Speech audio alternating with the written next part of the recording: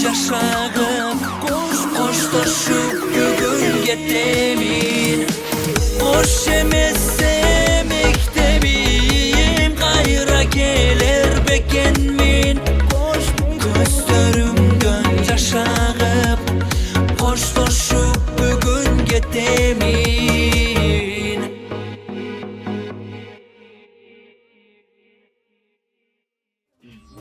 Саламатсыздарбы? Зулпуев Сабыр атындагы Айбек жалпы орто билим берүү мектебинин жамааты, коноктор, аталар, мээримдүү энелер жана бүгүнкү күндүн негизги себепчилери болгон кымбаттуу бүтүрүүчүлөр.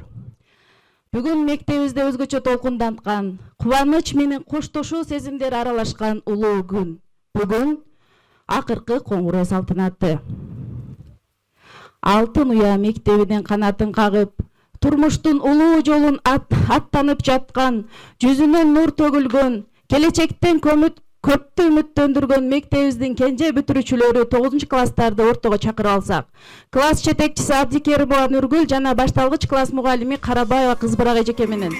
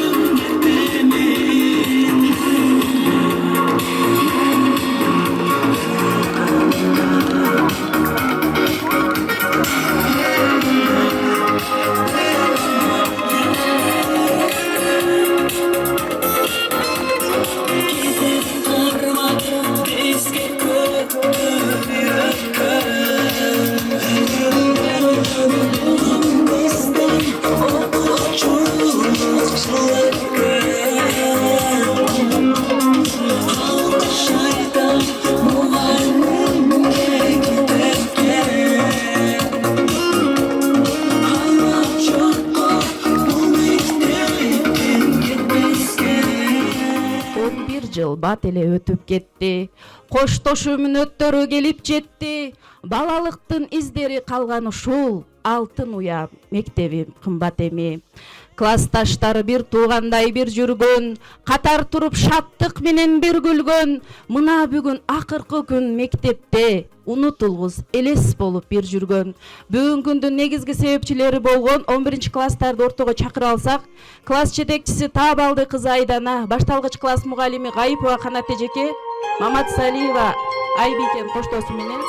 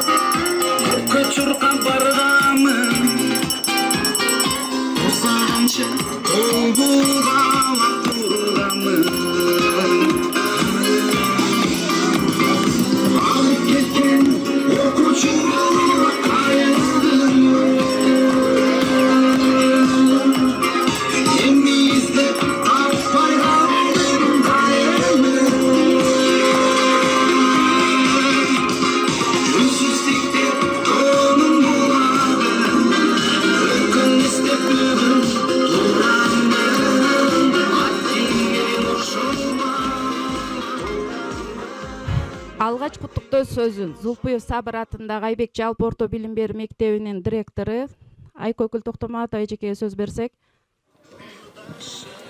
Саламатсыздарбы, урматтуу бүгүнкү акыркы коңгуроо салтанаттуу аземине келген меймандар, ата-энелер, мугалимдер жана бүтүрүүчүлөр. Бүгүнкү акыркы коңгуроо аземин ачык деп жарыялаймын.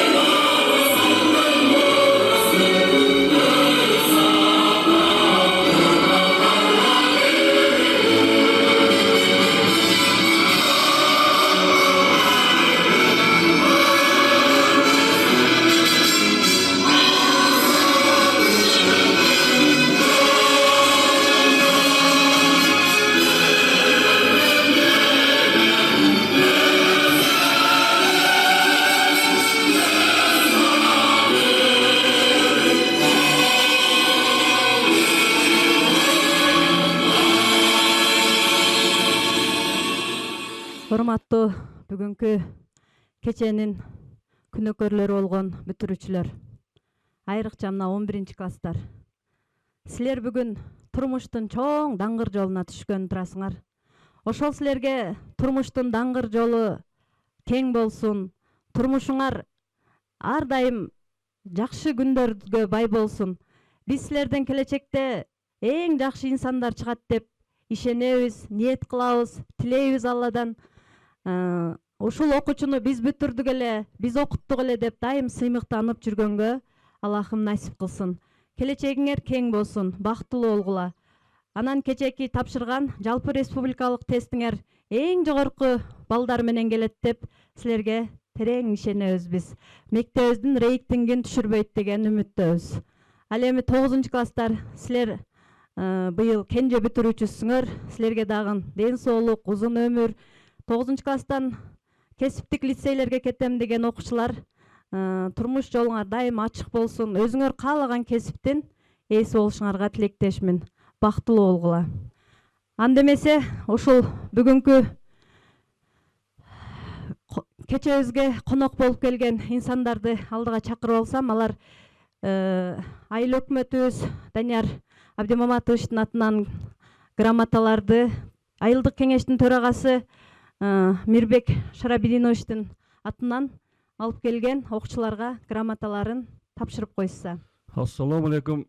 Бүгүнкү кубанычтуу майрамдын кеченин катышуучулары, ата-энелер, жалпы мугалимдер жамааты, биздин бүгүнкү күндүн себепчилери, бүтүрүүчүлөр, уул кыздарыбыз, бүгүнкү майрамыңыздар менен куттуктаймын. Зулпиев айыл өкмөтүнүн башчысы, өзүм атыман майрамыңыздар кут болсун. Окуучулар, балдарыбыз, силерге байсалдуу жолуңар болсун. Ар кандай кесипте жогорку окуу жайларга аттанып турасыңар. Ошол окуу жайларда жакшы ийгиликтүү окуп, ушул мектептен берген, мугалимдердин берген билимдерин пайдаланып, андан да жогорулатып, жалпы Кыргызстан мамлекетине, жалпы элге, ошол айылга, ата-энебизге жардам бере турган, бир эл үчүн пайдага тие турган кесиптин ээлери болобуз деп үмүттөнүп, ошондой даражага жеткенге аракет кылгыла. Баардык жакшылыктарды Алла Таала насип кылсын. Саламатсыздарбы? Урматтуу ушул бүгүнкү бүтүрүү кечесинин катышуучулары, мектеп директору, меймандар, ата-энелер, 11 классты бүтүрүп аткан бүтүрүүчүлөр жана 9 классты бүтүрүп аткан бүтүрүүчүлөр. Бүгүн силердин аябагандай бир эсте кала турган кечелерден, күндөрдүн бири болуп турат. Силерде мына 11 жыл алган билимиңердин жыйынтыгы билине турган убактардын сааттарды турасыңар. Ушул жерде жакшы бүтүрүп тесттерден жакшы жыйынтыктар менен өзүңөрдүн сүйгөн кесибиңер боюнча жогорку окуу жайларга тапшырып, ушул жылы студент болуп, биринчи курстун студенттери болуп силер сүйүнө турган убактар, жылдар келип турат. Силерге ушул айыл өкмөтүнүн башчысы Данияр Тажибаевдин атынан, ошондой эле эмгек жамаатынын атынан чын жүрөктөн куттуктоо жолдойбуз. Ушул даңгыр жолуңар, ушул мектептин директору айткандай, дайым силерге кең болсун. Ар бириң ушул көптөн берки ойлоп максат кылып келген жогорку окуу жайларына тапшырып, же болбосо мына 9-класстар кесиптик лицейлерге орто билимди ала турган окуу жайларына тапшырып, өз кесибиңердин ээ болушуңарды Алла Таалам буйруп насип кылсын. Каерде болсо ушул үйдөн, ата-энеден, мугалимдерден алган билимиңерди жана адеп ахлагыңарды ушул барган жериңердеги башка чоң коллективдерде көрсөтүп, өзүңөрдүн жогорку маданиятыңарды көрсөтүп, ушул Зулпуев Айбек айылынын даңкын, Ноокат жергесинин даңкын Кыргызстанда, чет элдерде Кыргызстандын даңкын чыгарган илим билимдүү келечектүү жаштардан болушуңарга бардыгыбыз тилектешпиз, куттуктайбыз. Анан айыл өкмөтүнүн жана айыл кеңешинин ошол мугалимдерге жана окуучуларга Ардак Грамота, билим берүү тармагында көп жылдар бою эмгектенип, билим берүүнүн негизги формасы болгон сабакты жаңы табылгалар менен байытып, максаттуу натыйжа менен иштөө аркылуу окуучулардын билим сапатын жогорулатуудагы өрнөктүү иштери үчүн Зулпуев Сабыр атындагы Айбек жалпы орто билим берүү мектебинин башталгыч класс мугалими Карабаева Кызбырак сыйланат.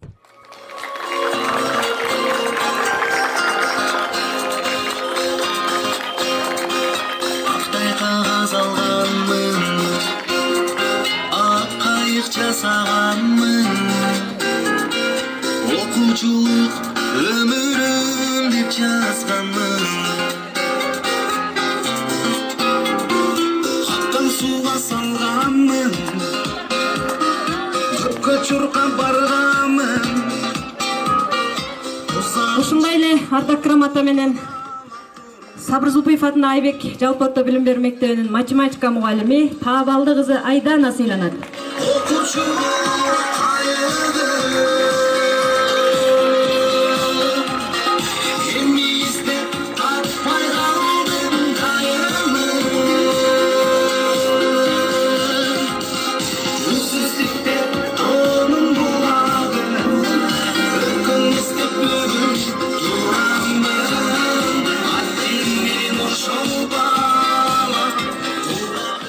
Ардак Грамота 2025-2026 окуу жылында окуудагы жетишкен ийгиликтери, үлгүлүү жүрүш-турушу менен өзгөчөлгөндүгү жана коомдук иштерге активдүү катышкандыгы үчүн Сабыр Зулпуев атындагы Айбек жалпы орто билим берүү мектебинин 9-класстын окуучусу Жээнбаева Раяна сыйланат.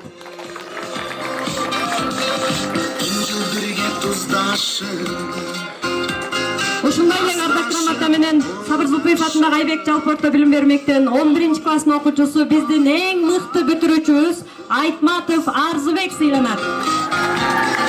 Арзыбектен биз алтын куту атабыз. Эчилерим агайын,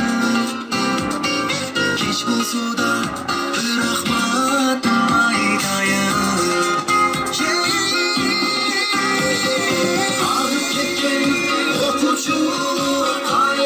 Ушундай эле Ардак Грамота менен айылдык кеңештин грамотасы менен Сабыр Зулпуев атындагы Айбек жалпы орто билим берүү мектебинин 11-класстын окуучусу, эң мыкты окуучусубуз Максутова Асема сыйланат.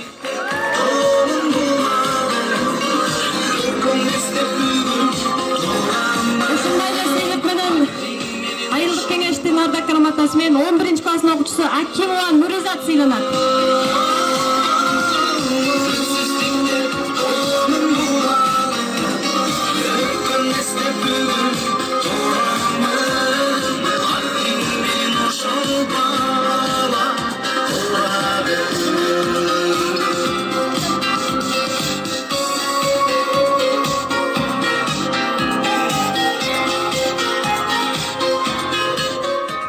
урматтуу ата-энелер, биз ушул мектебибизге жакындан жардам берип, дайым эжекелер менен жакындан иштешкен ата-энелерди дагы ыраазычылык кат менен сыйлап коюуну туура көрдүк.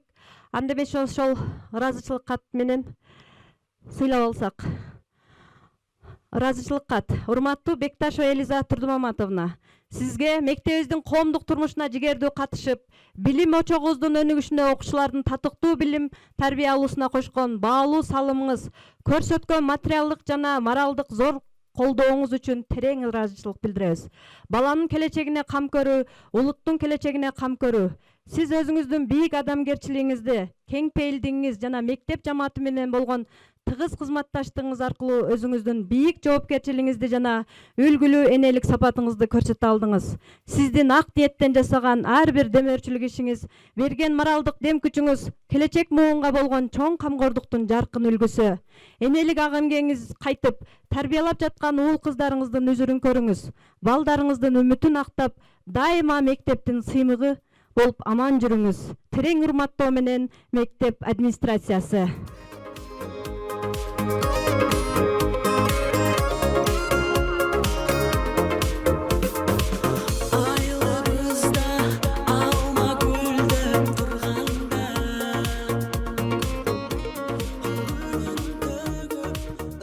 Ушундай эле ыраазычылык кат менен 9-класстардын ата-энеси урматтуу Абдусамат кызы Сонунбү активдүү ата-эне номинациясы менен сыйланат.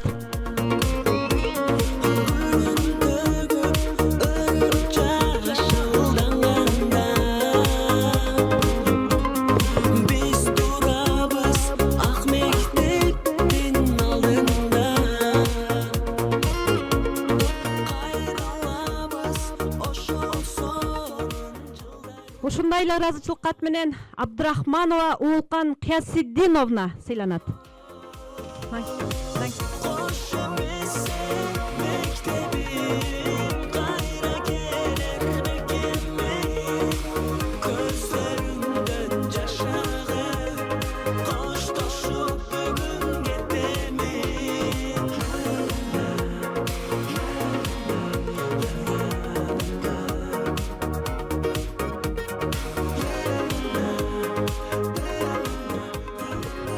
Ушундай эле ыраазычылык кат менен урматтуу Закирова Кызыбек Эсеналиевна сыйланат.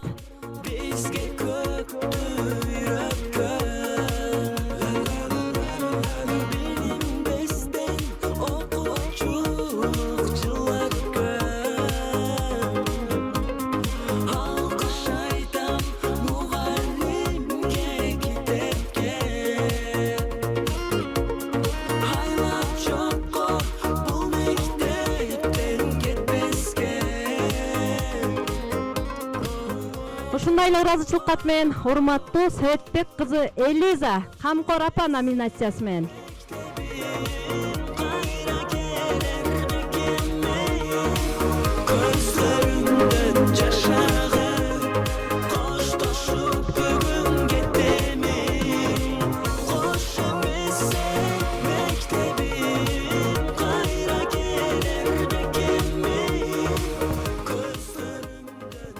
Урматтуу ыраазычылык кат алган ата-энелер, сыйлыгыңыздар кут болсун. Кийинки жылдан башка ата-энелер дагы биз менен терең кызматташтыкта болот деп сиздерге ишенебиз. Анда эмесе кийинки Нокат райондук билим берүү бөлүмүнөн келиптир. Билим берүүнүн негизги формасы болгон сабакты жаңы табылгалар менен байытып, максаттуу натыйжа менен иштөө аркылуу окуучулардын билим сапатын жогорулатуудагы өрнөктүү иштери үчүн Сабыр Зулпуев атындагы Айбек жалпы орто билим берүү мектебинин математика мугалими Таабалды кызы Айдана сыйланат.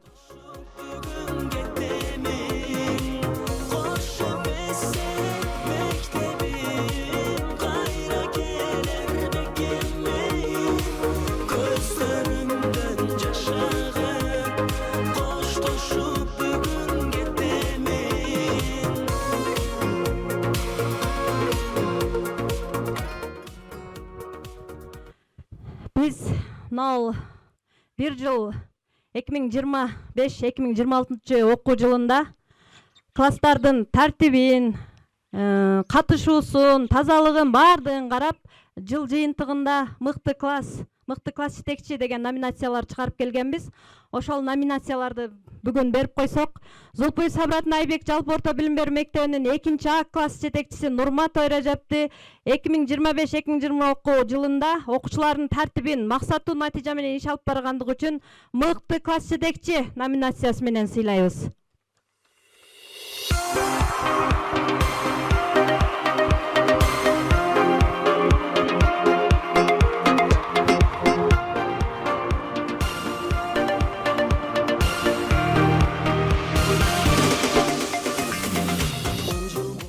Ушундай эле номинация менен 5 класстын класс жетекчиси Саипова Тахмина мыкты класс жетекчи номинациясы менен сыйланат. Жүрөгүмө дайыма келечам. Биздин мектеп, биздин класс чакыра алыстан. Ойноп күлгөн балалыкты эстебек кандай жан. Ушундай эле номинация менен 10 класстын класс жетекчиси мыкты класс жетекчиси номинациясы менен Касымова Жаркынай сыйланат.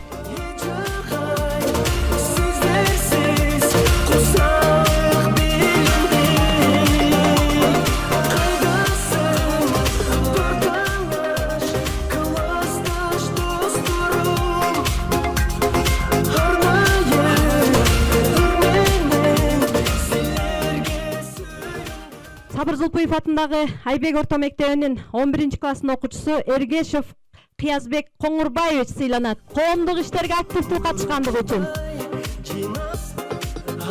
Андан кийин 11 класстын окуучусу Айтматова Аймерим Азаматовна сыйланат.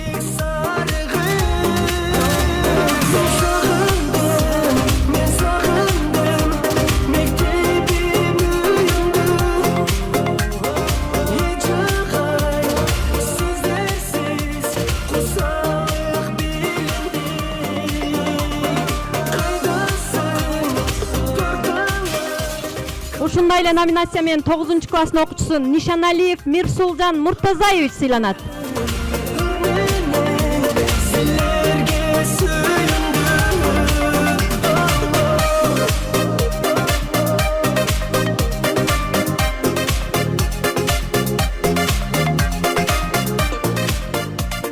Ушундай эле ардак грамота менен 9 класстын окуучусу Калмурзаев Нурел Аскарбекович сыйланат.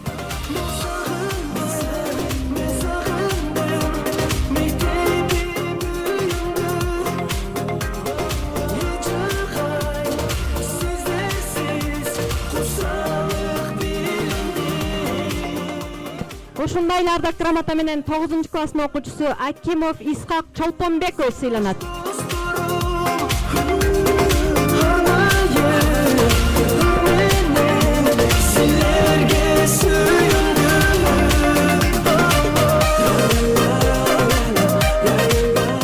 Ушундай эле ардак грамота менен Абдикаримов Салман Маманурович сыйланат.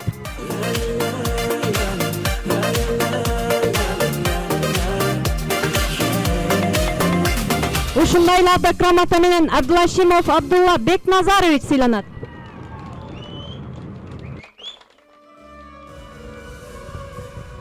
Ушундай эле ардак грамота менен Досум эй, бүгүнкү Абдрасулова Элина Мухтарбековна.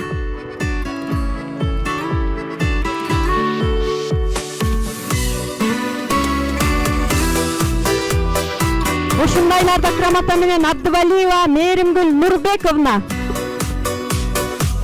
мектепке алгач барган күнүбүз, кармашып экекиден жүрчүбүз. Ушундай эле ардак грамота менен Нуралиева Сезимай Толкунбековна. Танып, кыздарды чачынан тарды. Мектебимден окуткан эжелерим, агайларым, сиздерге башым ийип тайзым кыламын. 11 жыл бирге окудук, бир туугандай болуп калдык. Ушундай эле ардак грамота менен 9 класстын окуучусу Салайдинова Айсезим Акчоловна. Ушундай эле ардак грамота менен Жекшенова Азема Жекшеновна сыйланат.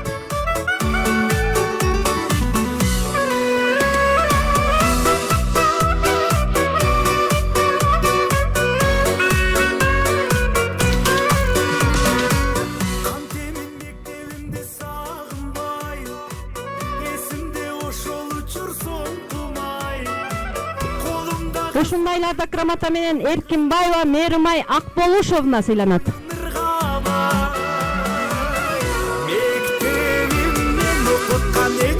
Ушундайларда грамота менен 11 класстын окуучусу Максутова Асема Нуртилековна сыйланат.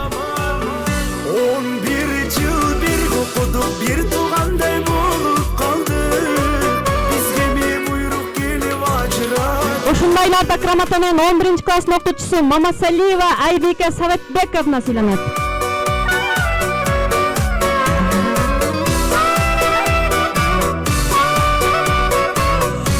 Ушундайларда грамота менен 11 класстын окуучусу Маматжалиева Елена Мирланбековна сыйланат. Окуткан эжелерим, агайларым, сиздерге башым ийип тазым кыламын. Ушундайларда грамота менен 11 класстын окуучусу Асилбекова Айсезим Уланбековна сыйланат. Бизге эми буйрук келип ажырады. Мектебимден окуткан эжелерим, агайларым. Ушундайларда грамота менен 11 класстын окуучусу Бөрүбаева Зура Маматканыевна сыйланат. Бир жыл бирге окудук, бир туугандай болуп калдык. Бизге эми буйрук келип ажырады. Ушундайларда грамота менен 11 класстын окуучусу Мамаджанова Гүлбөйжан Акбаралиевна сыйланат.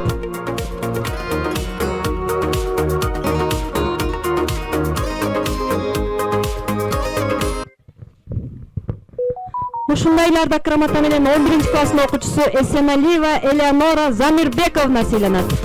Айларыбызда алма гүлдөп турганда,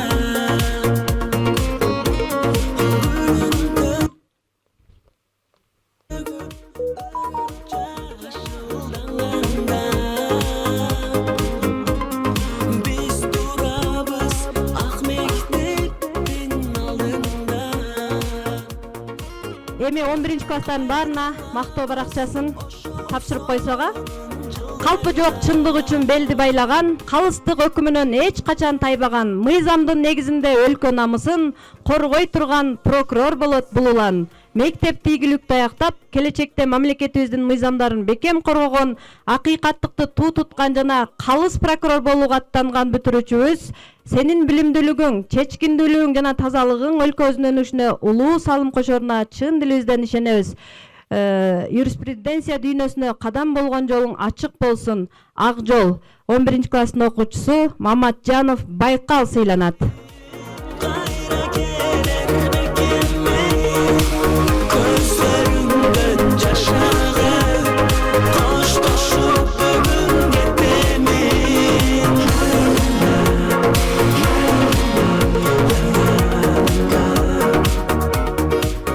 Жаңы колдонмо сайттарды өзүң жаратып, билимиң менен дүйнө элин таң калтырып, эң татаал алгоритм коддордун тилин таап, жүрө бергин ийгиликтин туусун улантып, мектепти ийгиликтүү таяктап, дүйнөгө алган сүрөгөн заманбап технологиялар жана программалоо дүйнөсүнө аттанган келечектин чыгаан программисти Эргешев Кыяз сыйланат.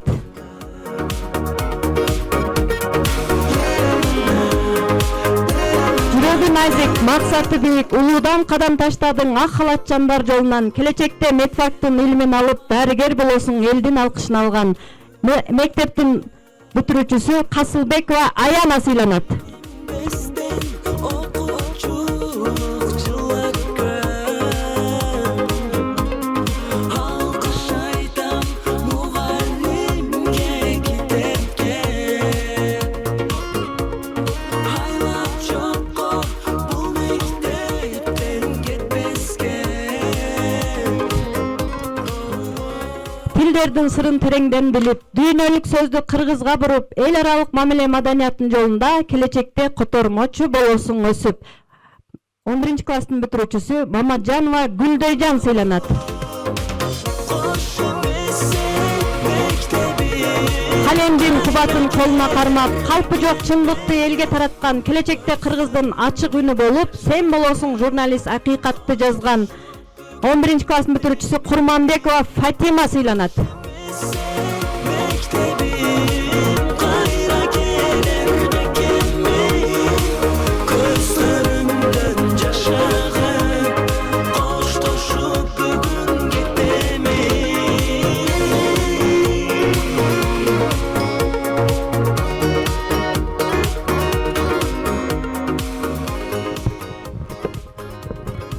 Жаңы кылым, жаңы заман агымы, IT дүйнөсү келечектин жарыгы, коддор менен жаңы аламды жараткан, сен болосуң программисттердин жаңы табышы. 11 класстын мыкты бүтүрүүчүсү Маматжалиева Елена сыйланат.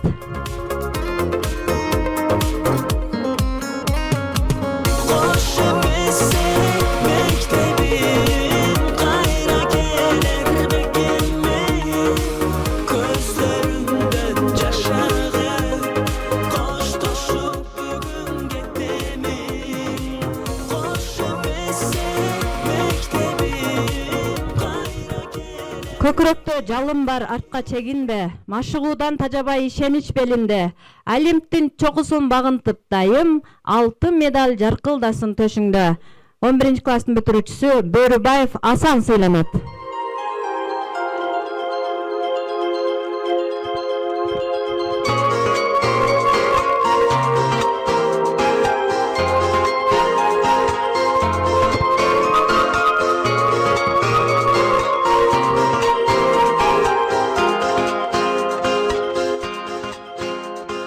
Актай кагаз алганмын Кылмыштуулук адилетсиз ишти тосуп, элдин коопсуздугун коргойсуң өсүп, погон тагып офицердик намысту тутуп, жүрөсүң дайым түз жолду гана тандап.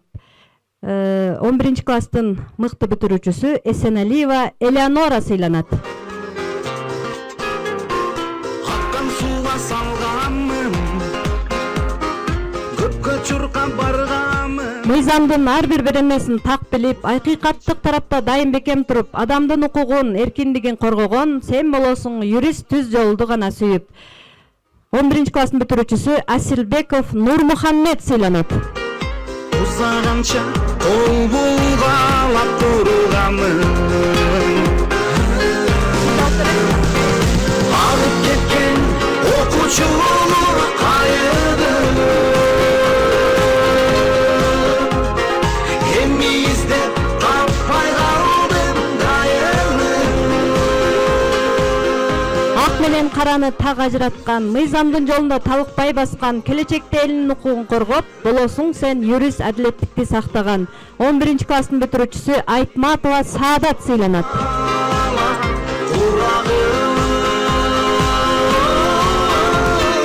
Үнсүздүктө тоонун булагы, өткөн эсте бүгүн турамын. Аттиң менен ошол бала кулады. Жыл бирге туздашып Адамга эң сонун ишеним берип, жаркырап күлгөнгө шаттарды түзүп, келечекте мыкты ак халатчан болуп, стоматолог чыгасың илимди сезип. Мектептин бүтүрүүчүсү Маматов Алихан сыйланат. акыл айтуулардайым, эжелерим агайым. Кеч болсо да рахматым айтайын. Алып кеткен окуучулук кайыды. Максаттың бийик кадамдарың болсун түз. Дүйнөлүк аренада жаркылдап күйгөн жылдыз, эң мыкты дипломат болуп чыга келген, сыймыктан сени менен бүтүндөй кыргыз. 11 класстын мыкты бүтүрүүчүсү Маматсалиева Айбике сыйланат. Өткөн эстеп бүгүн турамын. Аттиң менен ошол бала курагым. Үнсүздүктө тоонун булагы, өткөн эстеп бүгүн турамын. Кыялың орундалсын бийик учкун, ар дайым адилеттин колун туткун. Прокурор бол кыргыздын бир чыган уулу, сыймыгы бол калканы бол бүткүл журттун. 11 класстын мыкты бүтүрүүчүсү Айтматов Арзыбек сыйланат.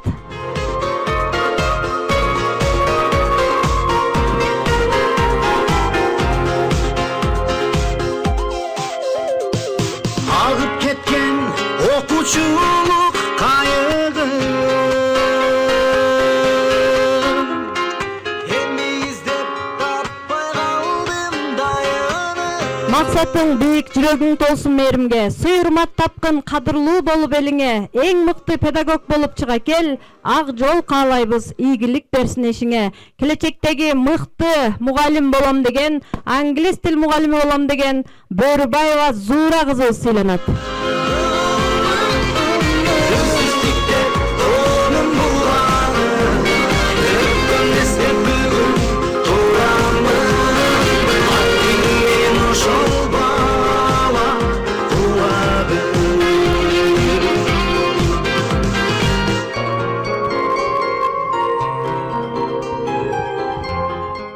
Ах халатчан периси болосуң сен, өмүрлөргө дем берип ширин сөзүң, адамзаттын ден соолугун коргоп дайым, сыймыктансын ата-энең, эл журттуң өлкөң.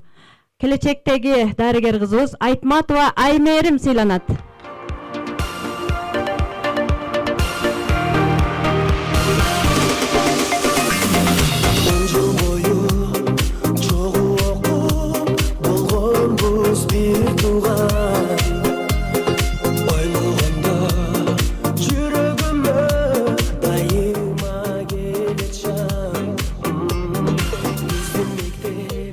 Жашоого сулуулук жаңы өң берген, таланттын сыйкырдуу дүйнөсүн сезген, келечекте өзгөчө стилиң менен сен болосуң дизайнер суктануу берген. Келечектеги мыкты дизайнер боло турган кызыбыз Асилбекова Айсезим сыйланат.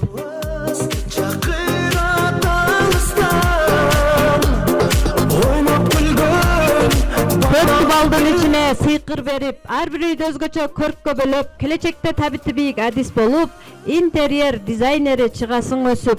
Келечектеги мыкты дизайнер кызыбыз Максутова Асема сыйланат.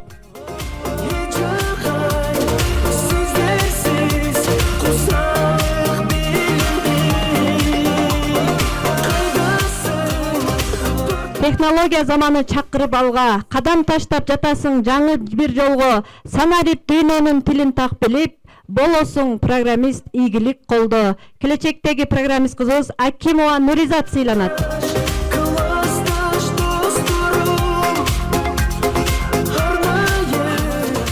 План түзүп кирешени чыгашаны эсептеп, чоң долбоорду ийгиликке жетелеп, сен чыгарган сонун өнүгүү жолдору мамлекетти алга сүйрөйт, эртеңкиге дем берип. 11 класс бүтүрүүчүсү Муркамилов Адилет сыйланат.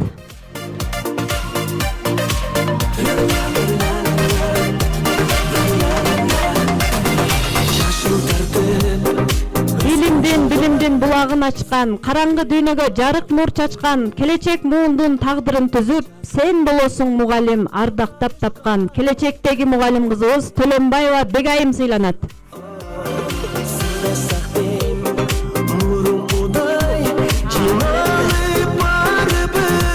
Көкүрөктө жалын бар, артка чегинбе, машыгуудан тажабай ишенич белинде, Олимптин чокусун багынтып дайым, алтын медаль жаркылдасын төшүңдө.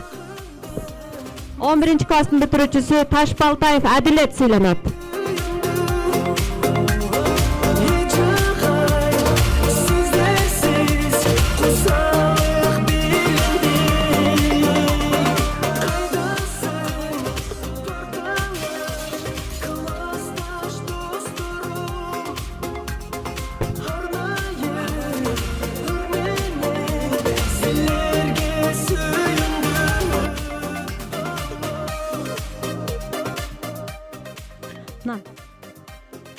Ыраазычылык кат. Урматтуу Камилова Айза Нурланбековна. Сизге билим берүү жаатындагы көп жылдык үзүрлүү эмгегиңизди, өсүп келе жаткан жаш муундарды тарбиялоого кошкон олуттуу салымыңызды жана Кыргыз Республикасынын билим берүү тармагына кошкон талыкпас мээнетиңизди жогору баалап, эмгегиңизге, боорукерлигиңизге, кең жүрөгүңүзгө жана кесипкөйлүгүңүзгө ыраазычылык билдирем. Сиздин билим берүүгө кылган кызматыңыз жана өзгөчө усулуңуз келечек муунга өрнөк болоруна ишенемин. Сизге үй бүлөлүк бакыт, бекем ден соолук, мындан аркы иштериңизге албан айрылбан ийгиликтерди каалаймын. Урматтоо менен Кыргыз Республикасынын Жоңорку Кеңешинин депутаты Рустамбек уулу Советбек. Камилова Айзага келиптир. Ол чаптырбайсың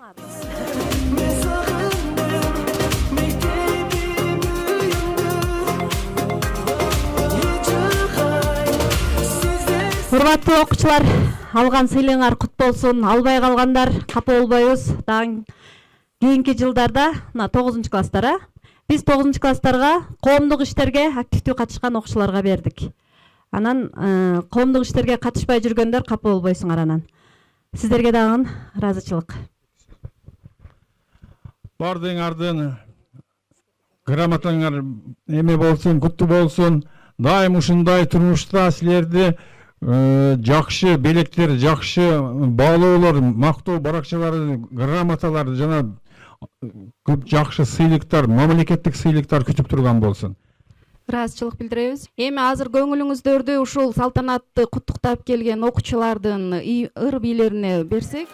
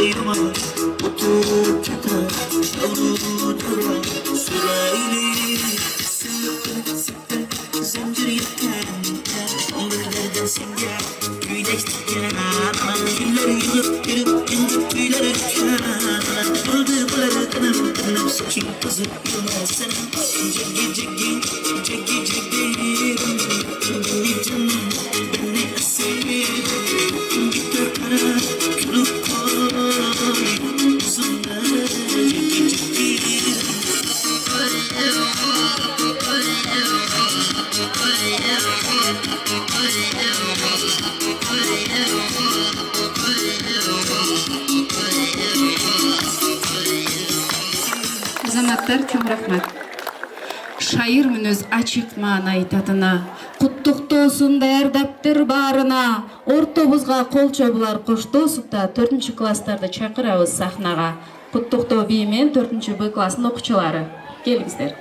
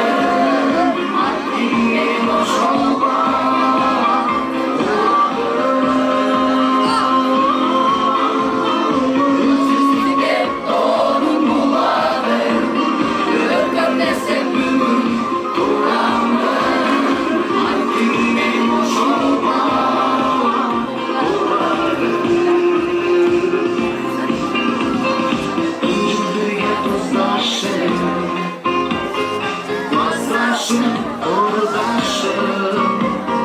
Aman buldum,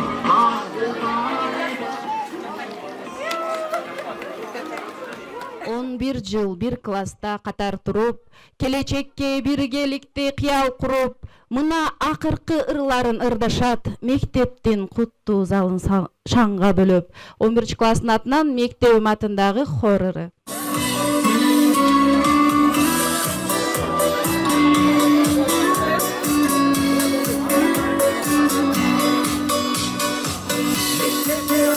Барган күнүбүз кармашы экекиден жүрчүбүз алифбебетин ачтык окудук тамга танып кыздарды чачынан тардык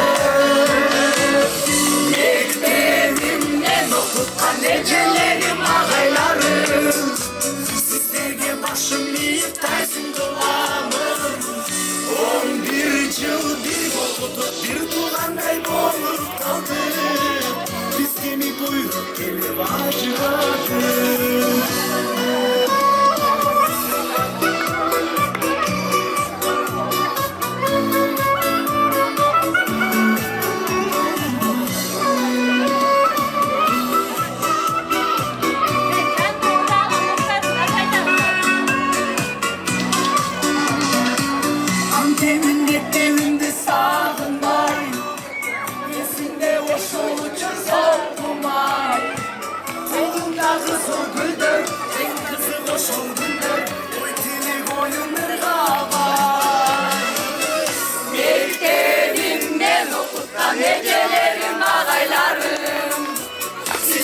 başım yiyip dersim kılamın 11 yıl bir okuduk bir tuğanday bolup kaldık bizge mi buyruk elip ajıradı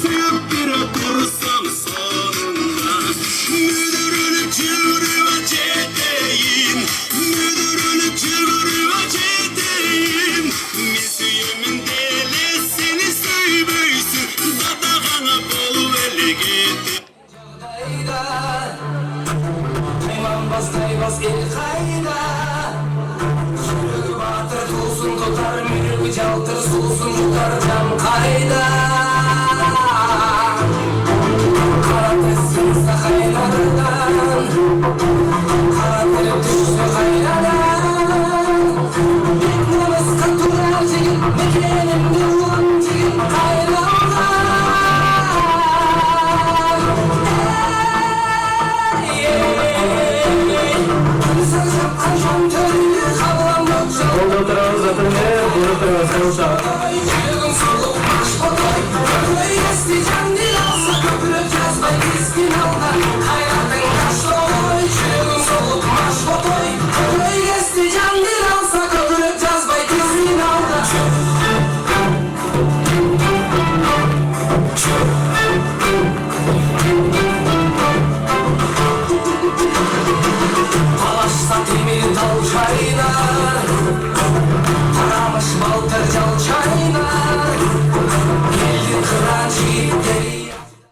сыяктуу назик таза аруулар, жүрөгүндө жылуу сезим каалоо бар. Ак эжесин узатууга кыйбастан, колдорунда жаңа чылган гүлү бар. Бул гүлдөр мектептеги балалыктын акыркы белеги. Бул гүлдөр келечекке болгон ак тилектин белгиси. Ортобузга 1-класстын окуучуларын, 11-класстардын бүтүрүүчүлөрүнө майрамдык гүл дестелерин тапшыруу үчүн чакырабыз. 1-класстар гүлүңөрдү алып келгиле.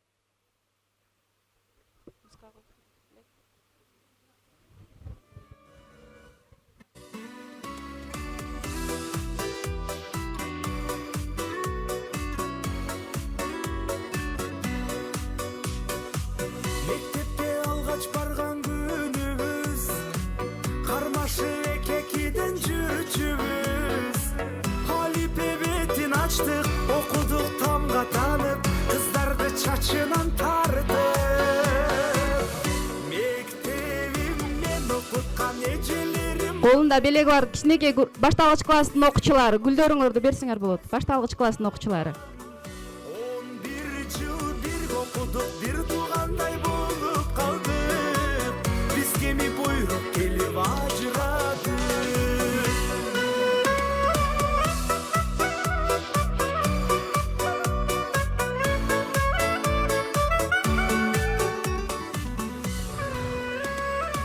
Бул убакта 11-класстардын сиздерге арналган классташтар деген хор ырларын арнап коюшса.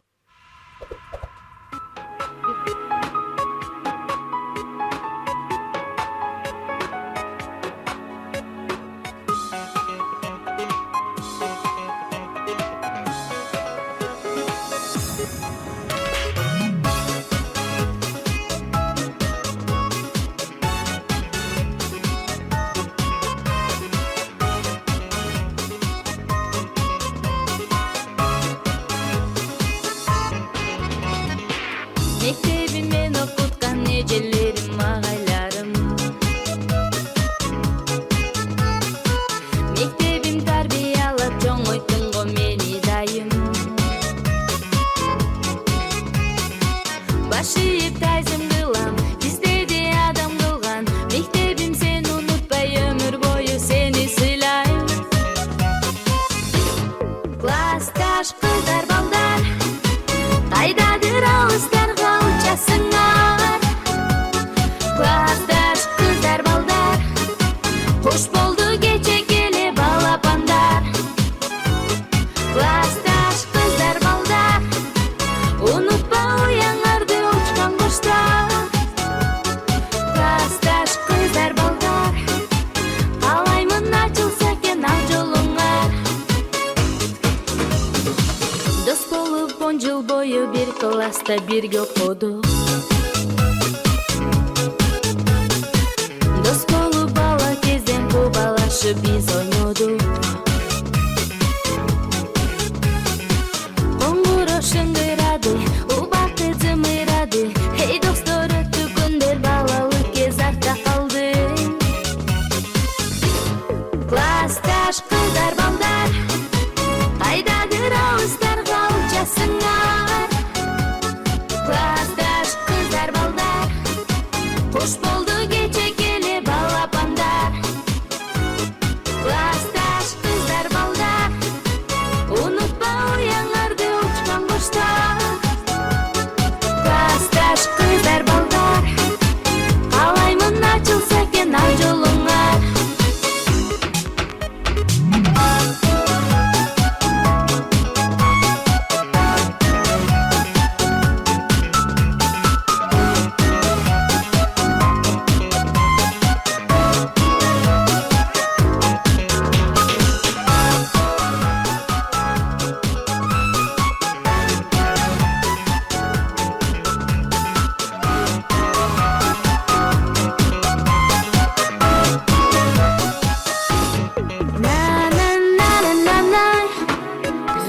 We've waters watered down, and this town's lost its faith.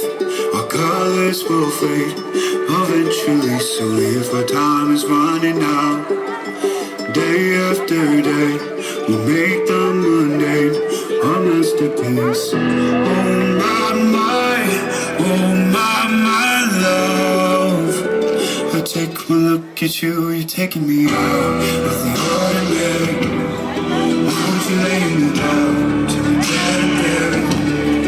On the edge of your life, staying drunk on the vibe. The angels up in the clouds, but jealous, no only thoughts. So that's all the ordinary. You got me kissing the ground, sanctuary. Trying to be with you, sorry for me to down. The angels up in the clouds, but jealous, no only thought. Hopeless, hallelujah. Hopeless side of heaven's gate. All my life found you, yeah. Breathe in, take my breath away.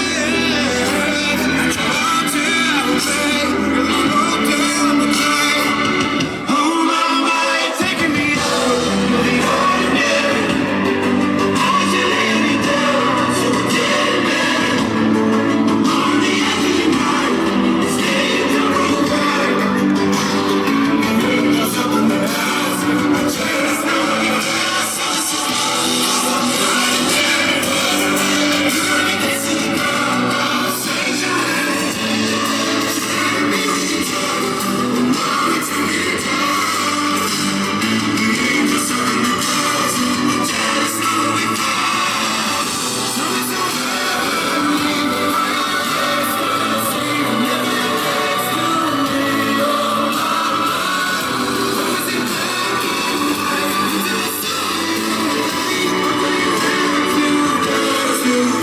something so out of the ordinary. Oh, you laying me down to a dead bed. On the edge of your night, staying drunk on your vibe. The angels up in the clouds are jealous, no without. Саламатсыңарбы? Бүгүнкү чоң майрамдага келген коноктор. Бүгүнкү майрамыңар кут болсун. Мына бүтүрүүчү класс, мына мектеп мугалимдер жамааты. Биринчиден ушул майрамды, ушул окуучуларды ушунчалык даражага жеткирген мугалимдер жамаатына куттуктоо сөзүм бар эле, ошону айта кетейин. Биринчи, урматтуу оор түйшүктү аркалаган мугалимдер, карап турсам ушул окуучуларды ушул даражага жеткиргенде силердин чоң эмгегиңер бар.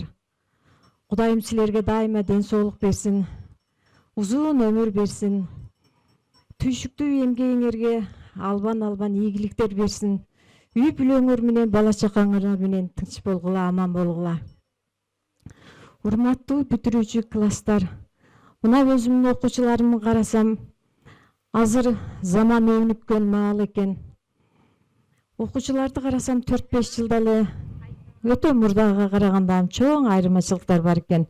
Мына бүгүнкү кечеге даярдангандарын көрүп абдан кубанычтамын. Урматтуу балдар, кыздар, ушунча жыл, 41 жыл мугалим болуп эмгектенипмин. Ушул мугалимдик эмгектенген жолумда ушул класс эмнегедир жүрөгүмөн терең орун алганда. Өзгөчө класстар болуп, классым болуп эсептелди. Урматтуу балдарым, кыздарым, бүгүнкү күнүңөр силер үчүн эң кубанычтуу жана эң аянычтуу күн болуп отурат. Кубанычтуусу, силер турмуштун даңгыр жолуна аттанып, өз кесибиңерди тандап, турмушта өз ордуңарды табам деп, мына турмуштун татаал жолуна түштүңөр. Аянычтуу күнүңөр, көрдүңөрбү, ойноп жүргөн мына мотурайган балдар элеңер, ушул балалык кезиңер менен коштошуп, окуучулук күнүңөр менен коштошуп отурасыңар. Бул эң өкүнүчтүү, эң аянычтуу күн. Эми кайра кайтып келбейт бул күндөр. Мына ушул убактан пайдаланып, силерге эмне дээр элем? Ушул жолуңар байсалдуу болсун. Мына жакында эле республикалык тест тапшырыпсыңар. Ошол тестиңер эң жогору келсин. Ушул бул жакта үйдө отуруп, мен дагы силердин жогорку балыңарды угуп, сүйүнөйүн, алган балыңарды карап, сүйүнөйүн. Ошол балды, ошол жыйынтык качан чыгат экен деп мен дагы күтөм. Силердин келечегиңер кең болсун. Ömрүңөр узун болсун. Кудайым ден соолуңар чын болсун. Турмуштун татаал жолунда ар бириңер өз орнуңарды тапкыла. Келечекте мыкты кесиптин ээлери болгула. Суйкайган сулуу кыздар, кычыраган мына бой жеткен жигиттер, силерди бүгүн карап отуруп абдан сүйүнүп отурам. Келечекте дагы дайыма турмушта ушундай өзүңөрдүн ордуңарды таап, бактылуу жаштардан болгула. Кудайым силерге ак жол берсин, өмүрүңөрдү узун кылсын. Турмушта эч качан жамандыкка учурабай, дайыма кубанычтын күндөрүн аркалап жүрө бергиле балдар, кыздар. Саламатсыздарбы, урматтуу акыркы коңгуроого келген коноктор, ата-энелер, биздин сыймыктуу болгон окуучуларыбыз жана бүтүрүүчүлөр, 9 класс, 11 класс, 2 бүтүрүүчүлөр да жүрөгүздөсүңөр. Силерге ак жол каалайбыз. Ар дайым жолуңар ачык болсун. Каалаган тилек максаттарыңарга жеткиле. Ар дайым жолуңар ар дайым эле ачык болуп, тилегеиңер тегиз болуп жүрсүн. Кимдин классы, кимдин бүтүргөн классы десе ушул биздин атыбыз эле чыгып жүрө берсин. Мага эң биринчи мына өзүмдүн эжекем Кайыпова Канат эжеке, бизди окуткан эжеке, ушул эжекенин классы түшкөндө өзүнчө бир жоопкерчилик мойнума илинген. Бүгүн ошол жоопкерчиликтен кутулуп атканыма бир жагынан сүйүнүп атам, бир жагынан ушул классым бүтүп кеткенине бир жагынан жүрөгүм ыйлап атат. Силер менин жүрөгүмдөсүңөр, баарыңарды жакшы көрөмүн, баарыңарга ак жол. 11 класстар даярдаган силерге сюрприз бар, турбагыла таң калып. Бул мүнөттөрдү эч ким күткөн эмес. Бүтүрүүчүлөрүбүз бардык конокторго, мугалимдерге жана ата-энелерге унутулгус өзгөчө белек даярдаштыр. Кана эмеси сырдуу көз ирмемдерди тосуп алалы.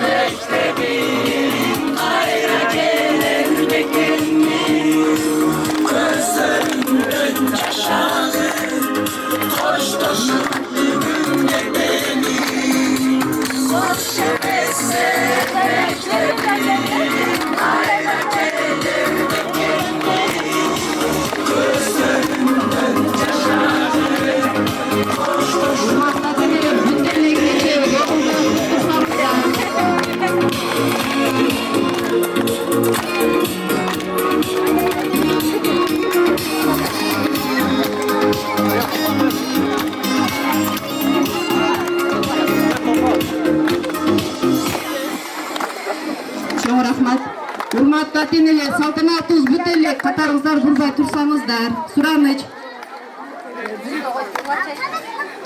Кетпей туруңуздар, ордуңуздарда турсаңыздар. Көз алдымда элестери балалыктын, мектептеги өткөн күндө калат бүтүн, жүрөктөгү толкундаган сезимдерин ыр менен айтып берчү убакыт бүгүн. Бул ыр мектеп менен коштошуунун ыры, бул ыр балалык күндөрдүн акыркы сыры. Ортобузга бүткүл мектептин сыймыгы болгон 11 класстардын аткаруусунда кош мектебим хору. Кош мектебим.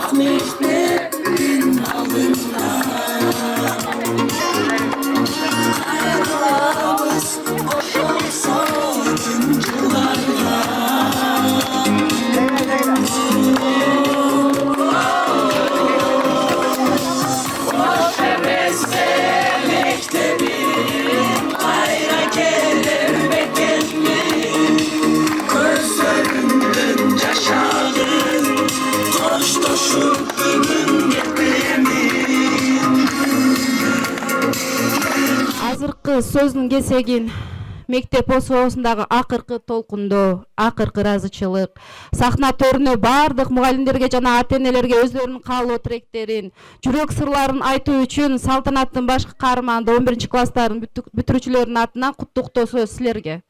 Ак мектепти бүттүк биз да аяктап, окубайбыз эми китеп барактап. Акыл айтпайт эми ага эжелер, мүдүрүлүп жолубуздан адашсак. Классташтар ар тарапка барабыз, алыстайтко аттиң эми арабыз. Кетсек дагы биз бөлүнүп алыстап, өмүр бою бир туугандай калабыз. Эми болсо тиричилик түйшүктеп, биз бөлүнүп алыс жакта иштейбиз. Сагынганда мектептеги күндөрдү, сүрөттөрдөн өткөн күндү издейбиз. Макул эми коштошойлу тарайлы, убакыттын саат мүнөтүн санайлы. Билим алдык ак мектептин ичинен, эми болсо эл ишине жарайлы.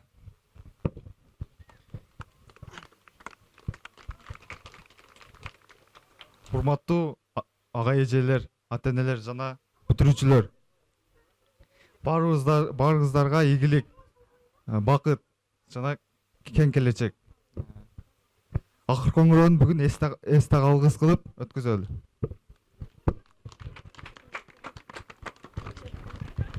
Чоң рахмат азаматтар.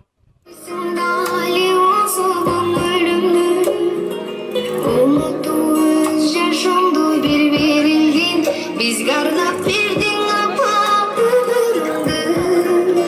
ömürümdü. Baruz boldoп коштоп турабыз.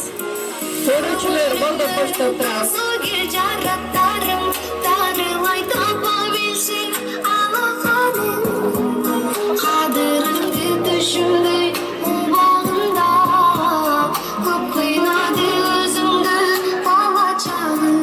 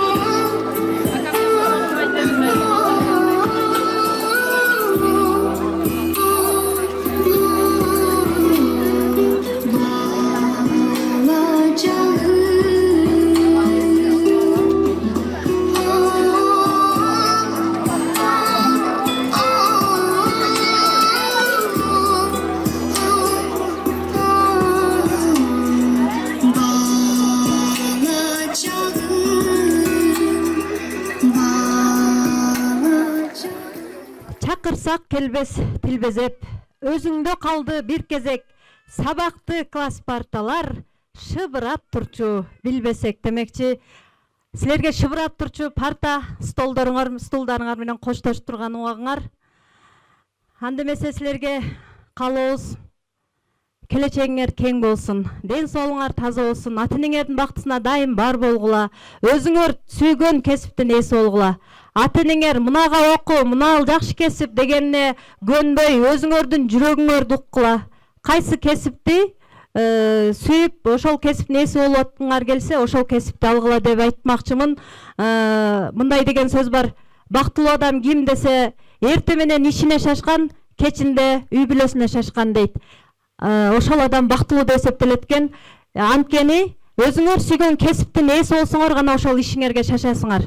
Өзүңөр сүйбөгөн эле ата-энеңердин, бирөөлөрдүн каалоосу менен болуп алсаңар, баягы мойнунан байлаган ит ууга жарабайт болуп, өмүр бою ыргылжың болуп өтүп кетесиңер да. Ошон үчүн өзүңөр сүйүп, жүрөгүңөр эмнени каалап атса, ошол кесиптин ээси болгула деп мен силерге сунуш айтып кетет элем. Ошол өзүңөр сүйүп жеткен кесиптин мыкты ээлери болгула, ден соолуңар таза болсун, бактылуу болгула. Дагы бир жолу ак жол силерге. Турмуш жолуңар байсалдуу болсун. Биз силерди жакшы көрөбүз. Силерди уруссак, бизден өссө туура түшүнөсүңөр. Биз силерди урушпасак, келечекте мыкты инсандар чыкпайт. Биздин сөзүбүз силерге дары болот. Эртең студент болгондо эстейсиңер, дары айткан, чындап эле айткан экен деп. Ийгилик бардыңарга. Анда эмесе бүтүрүүчүлөр үчүн акыркы коңгуроо кагылсын.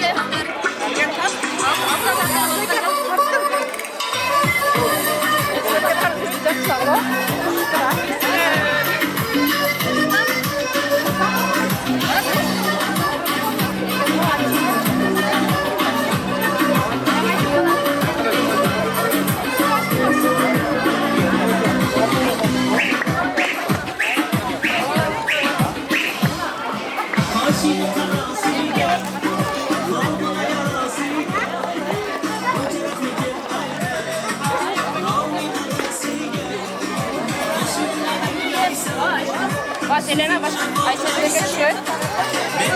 Sağ olun.